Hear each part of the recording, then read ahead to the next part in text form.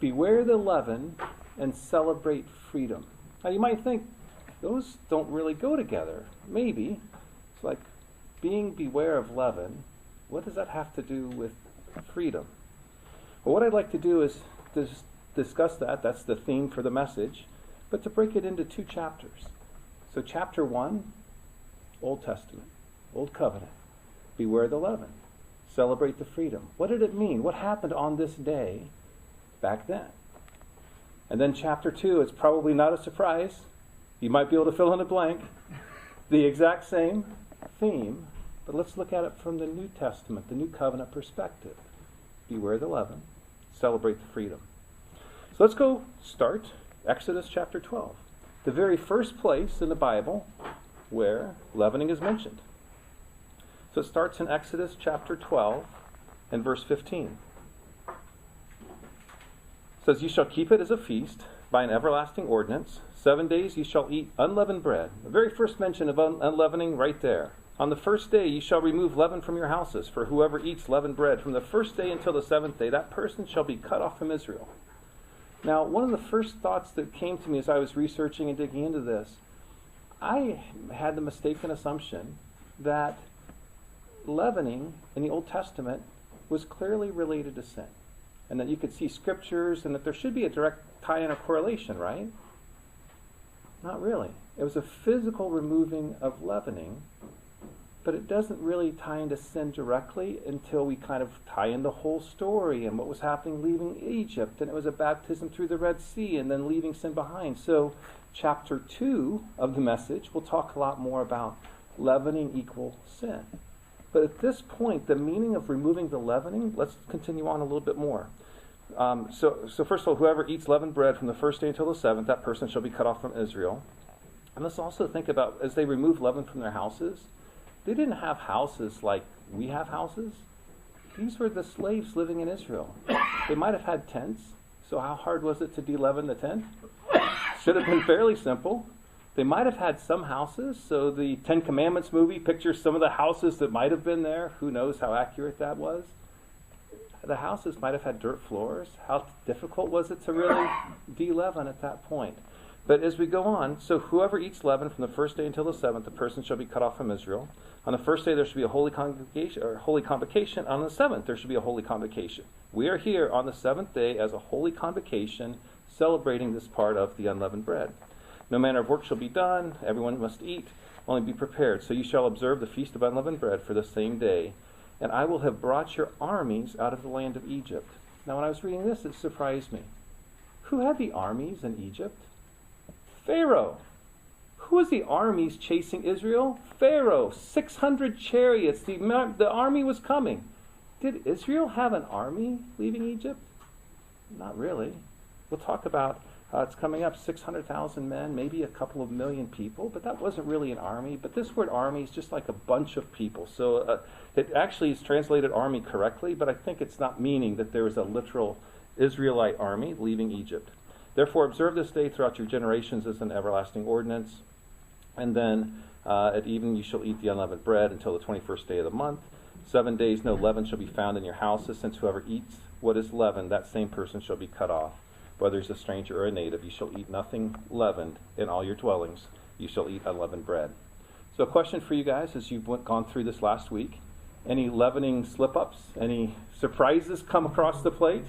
For me, no. I had a business meal, and at lunch it was like, this lady asked, "So what are you going to order?" And I said this. She goes, "Oh, are you trying to be like gluten-free or stay away from carbs?" So like today, those are pretty easy descriptions. But I do remember, and I think it's my only slip-up like this, sophomore at Big Sandy, just had been baptized, went to Spring Holy Days with some friends to Texarkana, and we're going through a cafeteria like a Luby's, or I don't know what it was back then. And going through with my friends, I remember we were making jokes about everything to start with. Here's a salad. Oh, I hope that lettuce is unleavened. Then it was like green beans. And excuse me, ma'am, do you know if the green beans have any leavening? And we were just joking all the way through. And I was like, oh, I was so sure. We were so careful and cautious. The very last thing going through the line, the gentleman asked, "Would you like a roll?" I said, "Sure." And I didn't even think about it. And I go and sit down, and my friends from college, and they're looking at me like, what are you doing? And then finally somebody told me right before I took the first bite. It's like, wow, somebody should have told me that a long time ago. But it also says we're supposed to avoid leavening. We're supposed to eat unleavened bread throughout the week. But we can be on guard. We can try and be careful for every kind of thing. No lettuce that's leavened. No green beans that are leavened. But every once in a while, this roll that should have of course that's leavened, just sometimes pops in. So anyway, let's go back to the scripture. So it talks about, so we concluded, that's the portion in chapter 12 that talks about the leavening.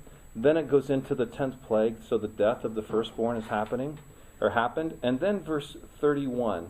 So it says, then he, this is the Pharaoh, called for Moses and Aaron by night. So now this was, Passover lamb was slain, death angel came, firstborn killed that very same night, late in the night, or maybe really early in the morning. So I think this by night, was it 11:30 p.m.? Was it 2 a.m.? Who knows? We don't know the time, but it was by night, and said, rise, go out from among my people, both you and the children of Israel, and go. Serve the Lord as you have said. Also take your flocks and your herds as you have said, and be gone and bless me also. So I'd heard a message a little while back from a friend. His name is Scott McKeon, down in Arizona. And he talked about that they would relive this as their family, and his oldest son would be Moses, and he would be Pharaoh. And so the oldest son would come up and say, let my people go. And Scott would say, no. And then the son would say, let my people go. Scott would say, no. And then the last time, let my people go. And then Scott would say, yes. And all the little kids ran around the room, and they threw a blue blanket up to be the water coming down. But there's different ways to try to reenact the Bible with your children or with your friends, or things to consider. But so now the Egyptians, in verse 30, the Egyptians urged the people that they might send them out of the land in haste, for they said, we shall all be dead. So the people took their dough before it was leavened, having their kneading bowls bound up in the clothes on their shoulders. One of the key meanings of the Old Testament, the physical approach to removing leavening, was to give the Israelites a reminder, you had to go in haste. The couple of mentions where it's tying leavening and the meaning in the Old Testament, it's to remember that, hey, this wasn't a planned trip. This wasn't a year from now, let's just pack everything up and let's have a really leisurely trip. This was going in haste. So the people took their dough before it was leavened. Now the children of Israel had done according to the word of Moses. They'd asked for the Egyptians silver, gold, clothing. The Lord had given the people favor in the sight of the Egyptians, so that they granted them what they requested, and then they plundered the Egyptians. Then the children of Israel journeyed from Ramses to Succoth, about 600,000 men. So I'll talk about the people, and then I want to go back to the word plundering a little bit. 600,000 men. So how big was this population that was then leading Egypt? In today's calculations, you can say, okay, if there were 600,000 men, you take a multiplier of 2.4, and you just assume how many people are married, how many people have children, so that would be about a 1.4 million. But there's a verse that shows us that it's likelier a bigger number than this, and that would be Exodus 1, chapter 7. So since we're so close, we can go back to Exodus chapter 1 and verse 7.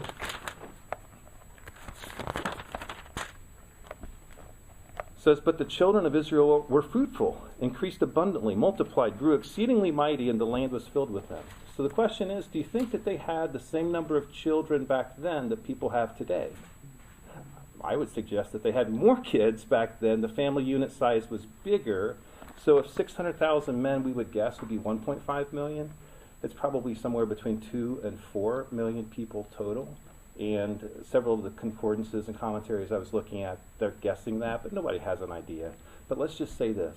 It was big. There were a lot of people. Think about a crowd. What's one of the largest crowds that you've been a part of? When I think of a crowd and getting ready to leave, one of the things that I've done for the last, 15 years is run the turkey trot up in Cincinnati. So it's 6.2 miles. Thanksgiving morning, and I've had my son run a few times with me and friends, and that's just the way that I start Thanksgiving. And the way that they do it there is, in most races, they have between 10 and 20,000 people have attended those races. So let's just say 15,000 people. And then there's banners that say, if you think you're going to run a 6-minute mile, then you can start here, closer to the starting line. If you're going to do a 7-minute mile further back, 8, 9. So I used to be at 9, and now I'm 10, and now I'm behind 10. So if like, how fast are you going to run? That's where you're going to be at. When they say go, you can hear it through the loudspeaker, but you can't see it. Even at the 9-minute mile pace, it's around a corner. When they say it's time to go, I don't know that except through the loudspeaker, but nobody moves. How long do you think it takes that crowd to unwind before I cross the starting line to begin the race? It's more than 5 minutes. Now that's 15,000 people. That's narrow streets of Cincinnati. That takes a while. What would it have been like to unwind 600,000 people, 2 million people, and now let's go back to plunder. So it's not like these were 2 million people all in a line, 100 across or 200 across, and they're going straight. 2 million people, kids, families, elderly, animals, and plunder. So I could imagine, okay, everybody says we've got to go, and then the wife would say, okay, plunder some good things, but don't get anything too heavy, and make sure it's like, whatever those instructions would be, it's like, how would that go? But plundering took place, and that livestock took place, and then it goes back to this mixed multitude, a great deal of livestock. They baked unleavened cakes of dough, which they brought out of Egypt, for it was not leavened, for they were driven out of Egypt, and they could not wait. So here's another sign of this, the purpose or the importance of haste, tied unleavened. And they had not prepared provisions for themselves. So now let's jump to chapter 13 as we continue this theme. Feast of Unleavened Bread. Verse 3 of chapter 13, Moses said to the people, remember this day in which you went out of Egypt, out of the house of bondage, for the strength of the hand of the Lord have brought you out of this place. No leavened bread shall be eaten. And now, let's continue. On this day you are going out in the month of Abib, and it shall be when the Lord brings you into the land of the Canaanites, the Hittites, the Amorites, which he swore to your fathers to give to you, a land flowing with milk and honey. And we heard a little bit about milk and honey earlier. This is a foreshadowing of what's another event that took place on the last day of unleavened bread. So there's 2 specific events that we believe from the Old Testament took place on this very day.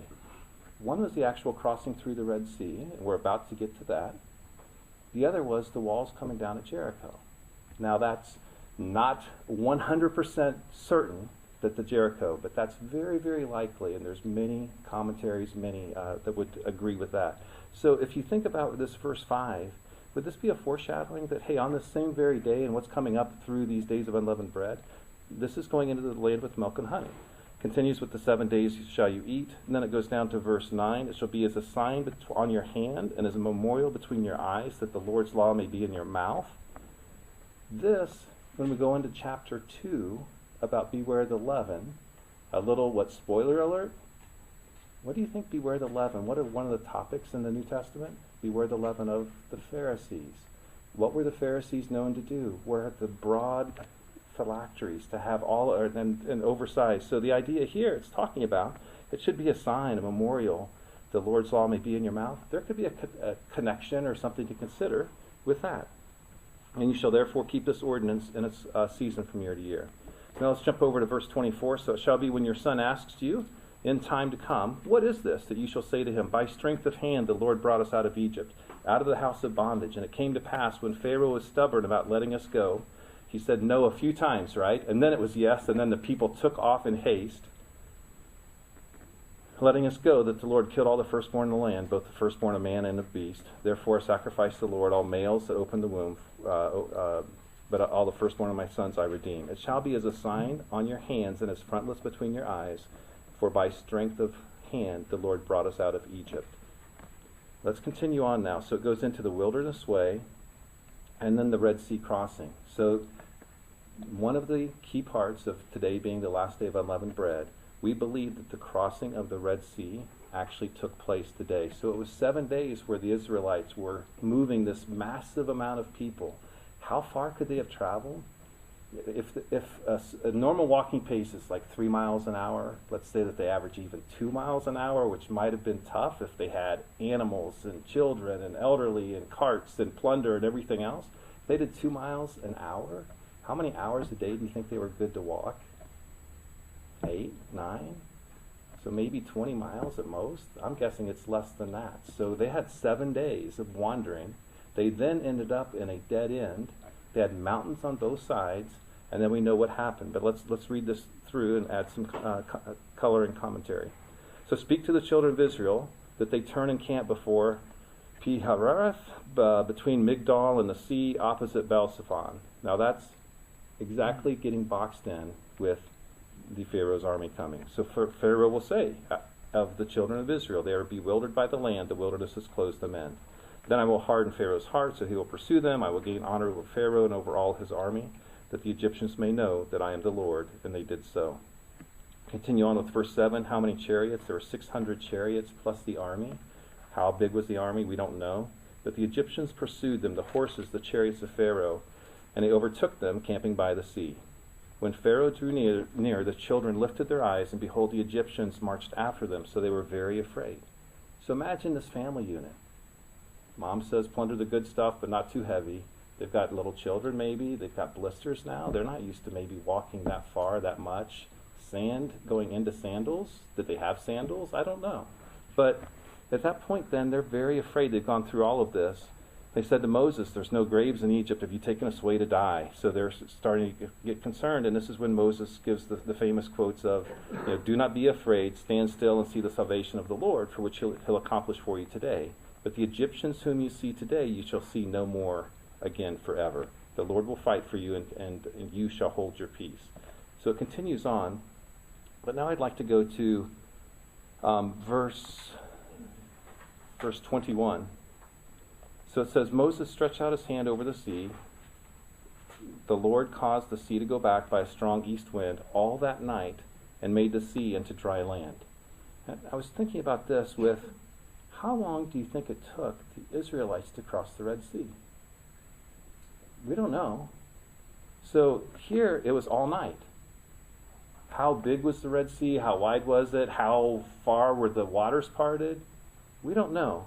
But Moses started off all that night. He made the sea into the dry land. The children of Israel went into the midst of the sea on the dry ground.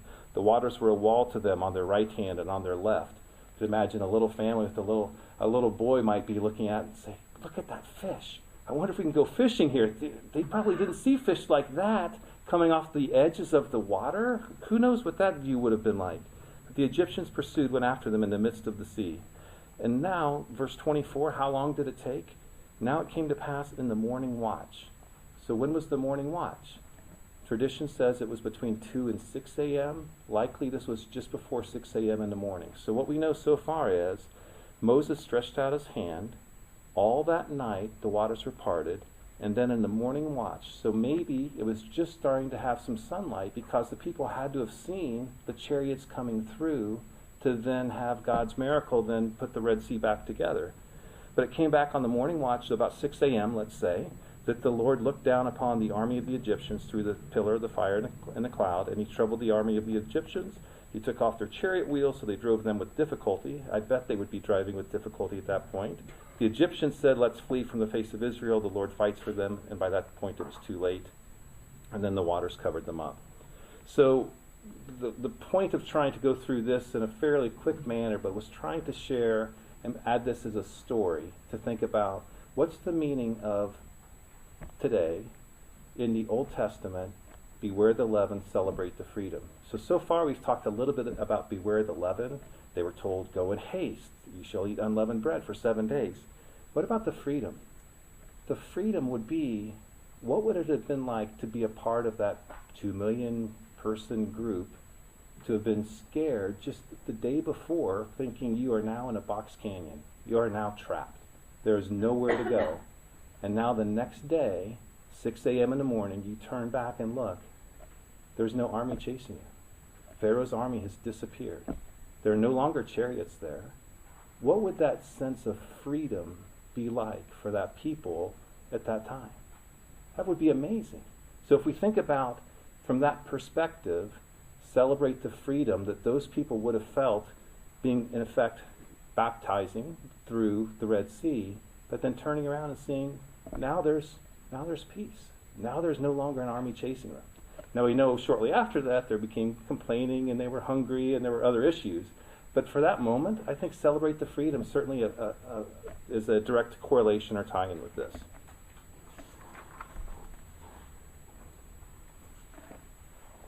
So I'd like to bring this to kind of a modern twist to this and just say, let's think about this through a family today. And I've hinted at this throughout, but let's say it was in modern day today. At 3 a.m., somebody came knocking on your door and said, it's time to go. We have to flee. The Pharaoh just said we can go. What would you be doing? You'd say, well, we have to figure out what are we going to take, and this isn't something that we had planned for, and how much do we carry, and how do we handle the family, and what do we do with the grandparents, and how are we handling with the cousins, and now all of a sudden, how is everybody going to be organized and with livestock to go? That just would have been an amazing time. So I think also as that we would have been walking, I think that there would have been quite a few times where I would have heard the question, are we there yet? Are we there yet? Could you imagine 7 days with the children? And they would be saying, boy, I think we should be about there. Oh no, now we've got trouble. So who knows exactly what it was like back then, but I think the more that we could picture and try to bring that to life, the more hopefully then the scripture brings meaning to us. So now let's go to the other part of the Old Testament. I mentioned this earlier, but Jericho. I just want to go to Joshua chapter 6, and we'll just briefly talk about this, and then we'll move on to chapter 2. So Joshua chapter 6 and verse 15. But it came to pass on the seventh day, so just recognize that Jericho was a huge walled city. That was exactly where the Israelites were wanting to go through, and that was going to be the land of milk and honey. But there was a problem. This city was massive, it was fortified, and they were not going to be able to get into the promised land unless something happened. So now there's 7 days, and there was the specific rulings on what to do and how to do it. But here on the seventh day, which would picture, we believe, today back in that time, it came to pass on the seventh day, they rose early about the dawning of the day, marched around the city 7 times in the same manner. On that day only they marched around the city 7 times. The 7th time it happened, when the priests blew the trumpets, Joshua said to the people, shout, for the Lord has given you the city. If we continue down to verse 20, so the people shouted. When the priest blew the trumpets, it happened. When the people heard the sound of the trumpet, people shouted with a great shout, that the wall fell down flat. So the fact that the wall fell down flat shouldn't surprise any of us. I think we know how that story goes. But here's what I'd like to just further amplify the idea of celebrating freedom. So on this last day of unleavened bread, way back then, before Jericho's walls fell, the Israelites wouldn't have had an idea, how are we going to be free to go into the promised land? Here's a walled city that's bigger than anything we can deal with. They didn't have siege engines. They didn't have a way to go attack. And all of a sudden, God did their fighting for them, circled the wall 7 times, shouted, and the walls fell down. So to further amplify the thought of chapter 1, beware the leaven, celebrate freedom. Celebrating freedom really would have had an exciting moment on this day back then, because now the walls were down. Now the people were free to move into the promised land. So that's the conclusion of chapter 1. Oh, I had a note I was just going to mention. Our daughter went to Center College years ago. She went on a study abroad trip for a month to Egypt.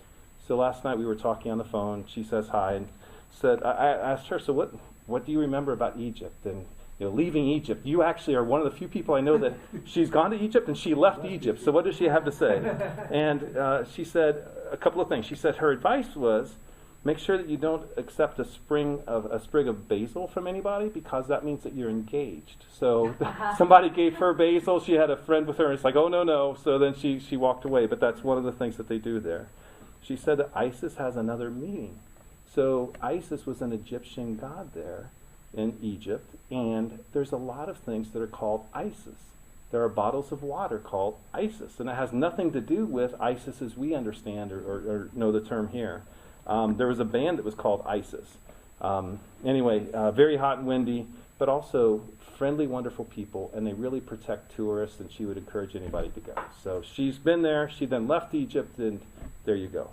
So now let's move on to chapter 2. So, New Testament, New Covenant, beware the leaven, and celebrate the freedom. So we've already talked about one part of the leaven, so let's just start here with the leaven where it begins, and then I'd like to add some things that you may or may not have thought of on this one. So Luke chapter 12 and verse 1, might be a verse that comes to mind. Beware the leaven, as it's mentioned in the New Testament.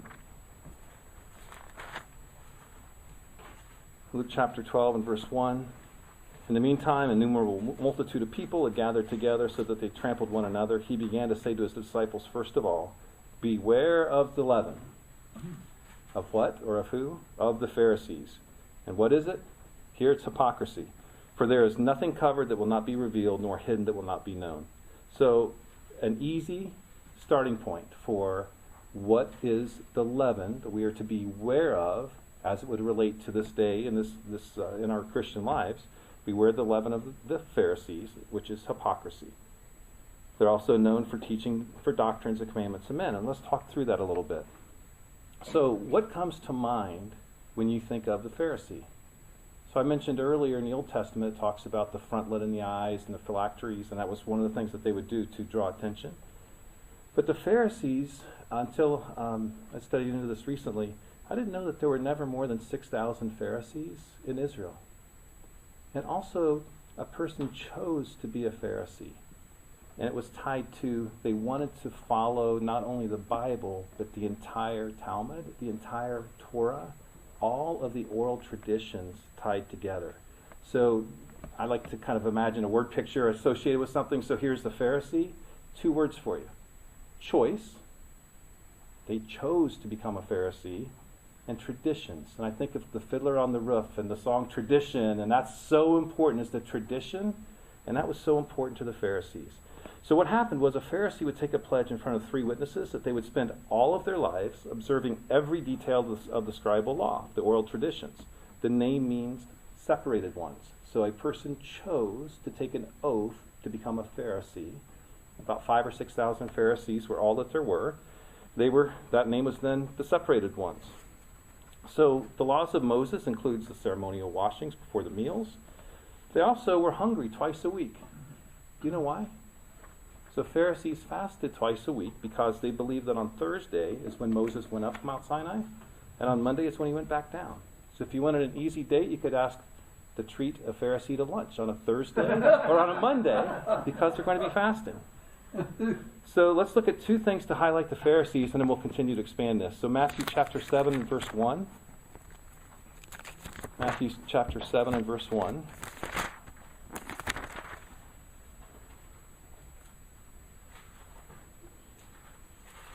Oh, I'm sorry, Mark. You know what? I maybe at some point I'm about to have to break down with glasses. Fonts are shrinking. I have a large print Bible. I printed a large font, but apparently the K and the T are not distinct enough for me. So Mark chapter 7 and verse 1. Sorry about that. So then the Pharisees, so the separated ones. And who are some of the separated ones we can think of in the Bible? Well, there was Gamaliel. And who learned at the feet of Gamaliel? Well, there was Paul. There was Nicodemus. You know a few. So the Pharisees and some of the scribes came together to him, having come from Jerusalem. When they came, they saw some of the disciples eating bread with defiled and unwashed hands. I did find an article. There's like 10 different ways that the Pharisees had to wash their hands to be ceremonially clean, and if somebody didn't do it right, that they're really in trouble. That's what it's talking about here. So they didn't roll their sleeves above their elbows. They didn't wash with enough soap, or they didn't do enough something. But they were ceremonially unclean, and the Pharisees got really upset with this. And that's where then verse 7 says, and in vain they worship me, teaching us doctrines, the commandments of men. Because the Pharisees taught the traditions were just as important as the law.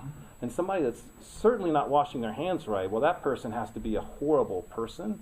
And that's then what's tied into that. Let's go to Luke chapter 18 and verse 11. Luke chapter 18 and verse 11.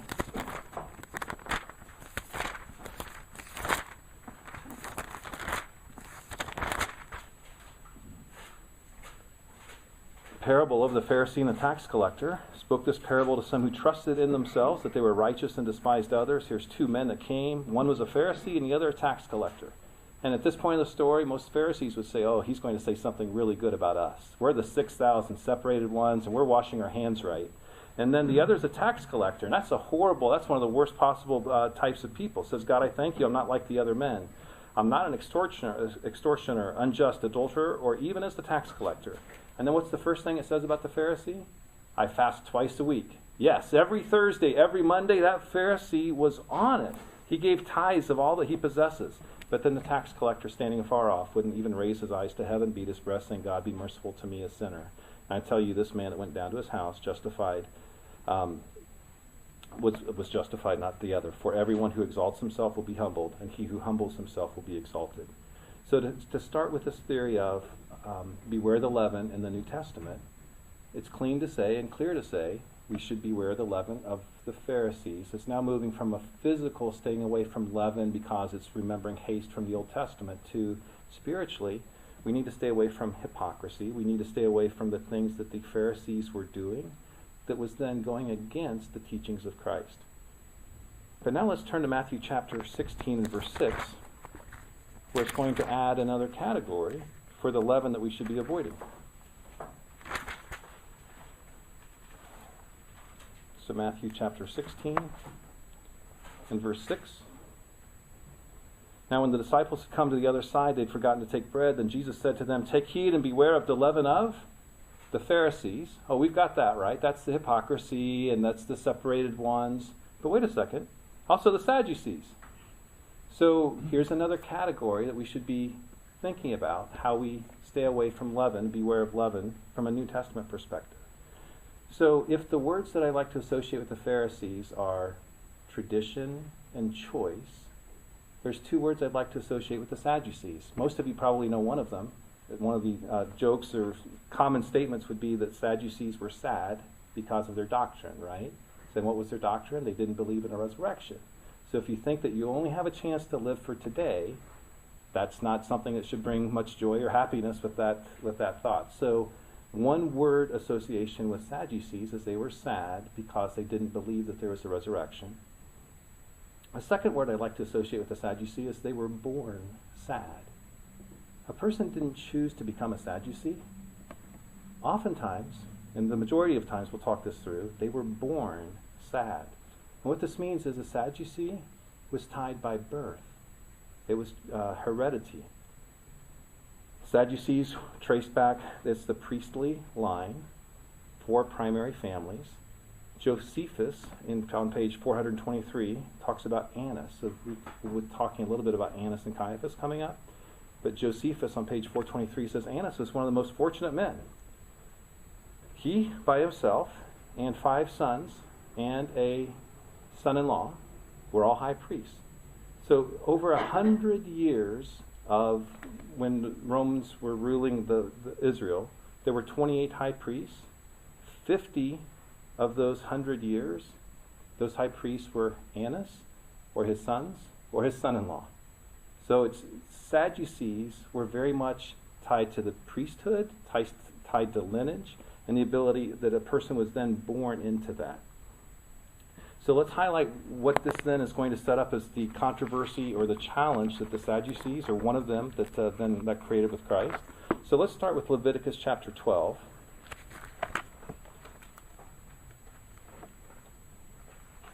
Leviticus chapter 12.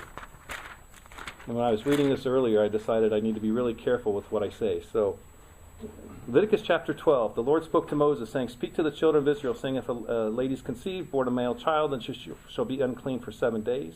Let's go down to verse 5. But if she bears a female child, then she shall be unclean for 2 weeks. Why is it 7 days versus 2 weeks? I have no idea, and I'll say nothing else about it. So then let's continue on. So, verse 6. When the days of purification are fulfilled, whether for a son or for a daughter, she'll bring to the priest a lamb of the first year as a burnt offering and a young pigeon or a turtle dove as a sin offering. Then it continues down to verse 8. But if she's not able to bring a lamb, then she may bring 2 turtle doves or 2 young pigeons. So here's a question. Where would she get the lambs or the doves or the pigeons from? Back then it wasn't specified. So I grew up on a small farm. I had up to 40 sheep when I was in high school. So I would imagine that maybe if people had sheep, and then a mom would then go out and pick the lamb, and then that lamb would then be the sacrifice, and she would say, well, this would be a good lamb, or ask somebody to go find a lamb. If they didn't have the means to have a lamb, they'd either, if they didn't raise them, they'd purchase them, or if they didn't have the means for that, then turtle doves or young pigeons. But then, how did they get turtle doves or young pigeons? I don't know. So maybe it's like, hey, get a net or go find a blanket, and somebody's got to hang out in a tree and go catch some turtle doves or pigeons. And that's the way it was back then, but the idea was that the lamb was supposed to be without blemish. And that was an important category. So now with that as the background, sacrificial system continued on. Now let's go to Luke chapter 19.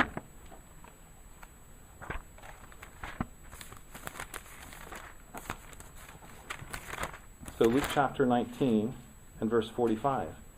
What happened here? Then he, Jesus Christ, went into the temple and began to drive out those who bought and sold in it, saying to them, "It's written, my house is a house of prayer, but you have made it a den of thieves."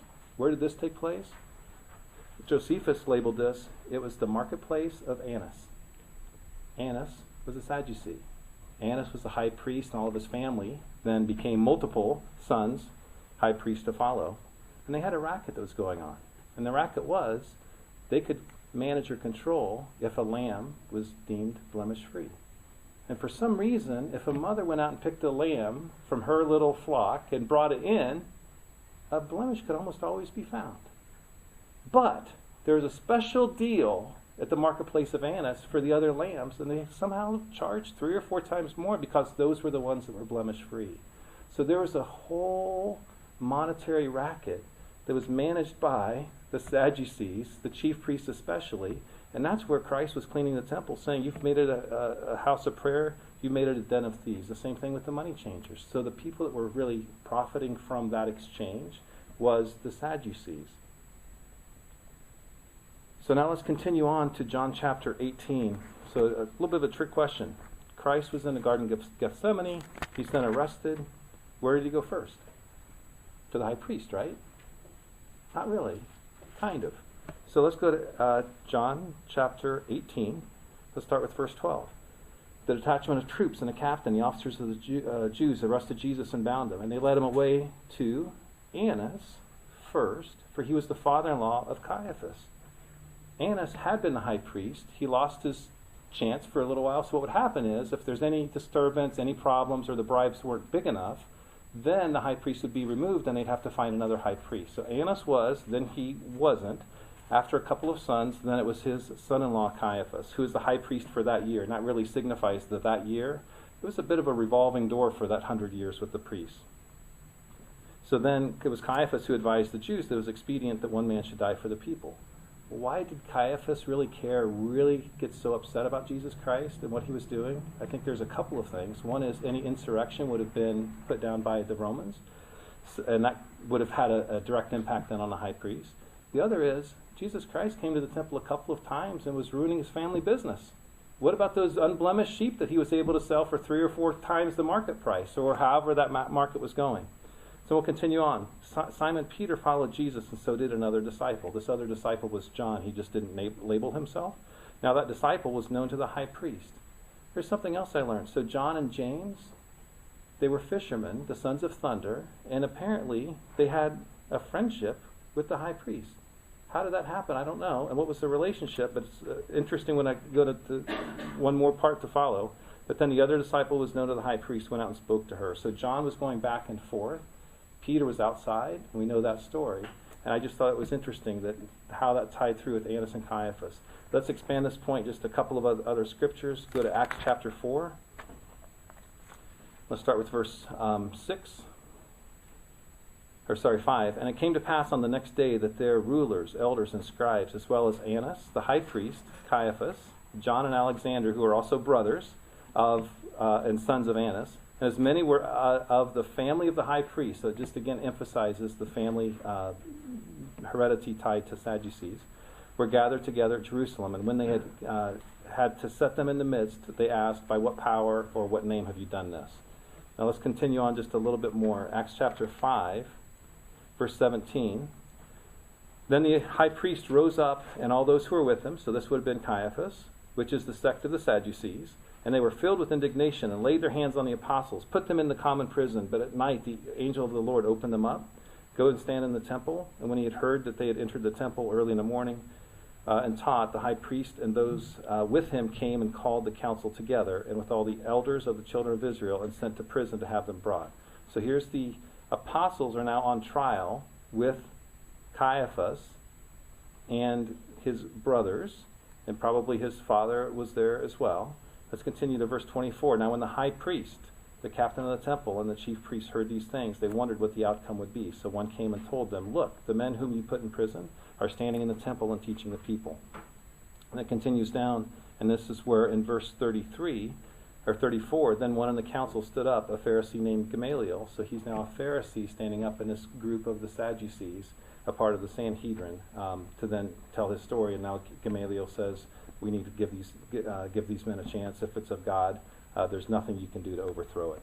So the concept here is we are to beware of the leaven. We're to beware of the leaven of the Pharisees, tied to the choices that they made, placing the oral traditions as being even more important than God's law and God's word.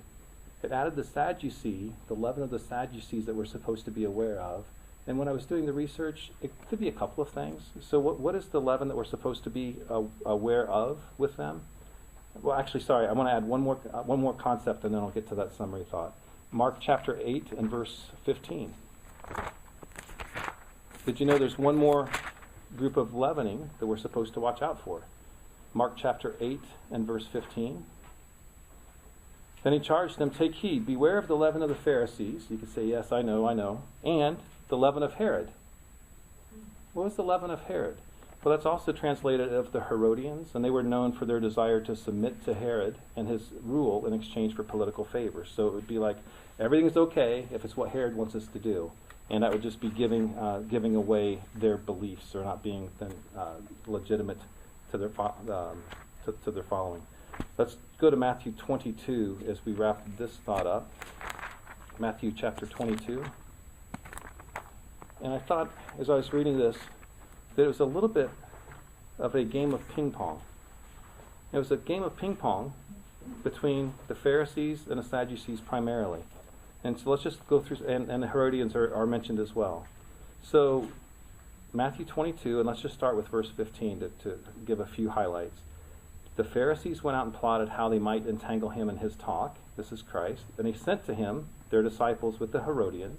So we already know we are to beware of the leaven of who? All of these groups. The Herodians saying, Teacher, we know that you're true and teach the way of God in truth, nor do you care about anyone, for you do not regard the person of men. Tell us then, do we need to pay taxes to Caesar? So what did Jesus Christ respond with? Why do you test me, you hypocrites? That's one of the leavens we need to be aware of. Show me the tax money. We then go through the story here. It was Caesar's image, and then that's it. And then on verse 22, they heard these things, they marveled, and they left him and went their way. So it's almost like, we're going to set him up. We're going to get him. Oh, he foiled us again. So now what happens? The same day, verse 23, the Sadducees who say there's no resurrection, so that's a doctrinal issue there, or a doctrinal issue, came to him and asked him, saying, Teacher, Moses said if a man dies having no children, his brother should marry his wife. And we'll go through this question now. What if there's all these different wives? Then who, therefore in the resurrection, whose wife of the seven will she be? For they all had her as a wife. So in here it's interesting. If they don't believe in a resurrection, why are they asking a question about the resurrection? So they're trying to trick Jesus Christ into an answer of, if you think the resurrection is possible, how can there be an answer for 7 deaths, and how's it going to work as a spirit being? Jesus Christ, verse 29, you're mistaken, not knowing the scriptures nor the power of God. So it goes through with the answer. So then what happens? Verse 34, here's the ping pong.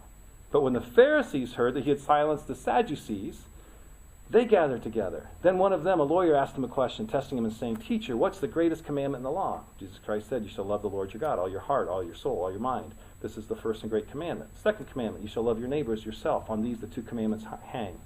So then what happened? Verse 40, the Pharisees gathered together. Jesus asked them, saying, what do you think about the Christ? Whose son is he? And then they said to themselves, the son of David. He said to them, how then does David call him Lord? Continues through. And then chapter 23 then starts the woe to the scribes and the Pharisees. So there's no need to read through all these verses, but I would just encourage you at some point, read through it and circle the times. Pharisees, Sadducees, Herodians, scribes. They're setting up questions. Jesus Christ gives an answer. They're setting up another question. Oh, he just stopped that one. Here comes another one. And now here comes through on verse 23. Here are all the woes to the scribes and to the Pharisees. So the summary thought here on the beware of the leaven. Pharisees, hypocrisy, taught for doctrines and commandments of men. Sadducees, possibly doctrine tied to resurrection. Hypocrisy was mentioned as well. Maybe it was the business scam, how Jesus Christ was turning over the temple, or turning over the money changers and the marketplace of Annas. Herodians, political expediency. And then they also worked with the Pharisees for how they might destroy Christ. So now there's just a couple of last concluding scriptures. 1 Corinthians chapter 5 and verse 6. So we've talked a lot so far in the New Testament around purging out, beware the leaven. Let's start to expand this into the point of freedom. So 1 Corinthians chapter 5 and verse 6. Your glorying is not good. Do you not know that a little leaven leavens the whole lump? Therefore purge out the old leaven, that you may be a new lump, since you are truly unleavened. For indeed Christ our Passover was sacrificed for us. And that's the beginning of freedom, right? So Christ's sacrifice is what opens up the opportunity for God's plan to be realized for all of us and for all the world. But therefore let us keep the feast, not with old leaven, nor with the leaven of malice and wickedness, but with the unleavened bread of sincerity and truth. The part that I'd like to emphasize here is therefore let us keep the feast. When I was doing the research in the commentaries, there is an awful lot of work trying to understand or trying to describe why that doesn't really mean, therefore let us keep the feast. It's pretty tough, right? So how, it's only an allegory, it's only spiritual, it's only, do it all the time. It's like, well, no, this should be a pretty simple thing. So here we are talking about leaven. This is the meaning of the day. This is an annual reminder of this part in God's plan, that Christ our Passover was sacrificed for us, and therefore let us keep the feast. Not with old leaven, nor with the leaven of malice and wickedness, but with the unleavened bread of sincerity and truth. 1 Corinthians chapter 10, so just a couple of pages over, 10 and verse 1 through 4. Moreover, brethren, I do not want you to be unaware that all our fathers were under the cloud, all passed through the sea. Well, we've talked about that. 2 to 4 million people went through the sea. All were baptized into Moses in the cloud and in the sea. All ate the same spiritual food. All drank the same spiritual drink. They drank out of that spiritual rock that followed them, and that rock was Christ. John chapter 8 and verse 31. John chapter 8 and verse 31.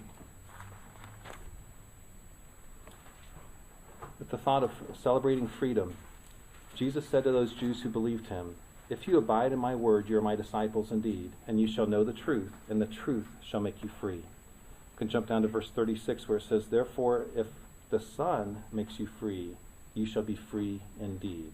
So the truth makes us free, our understanding of the truth. The Son makes us free. We shall then be free indeed. Very last scripture, Galatians chapter 5.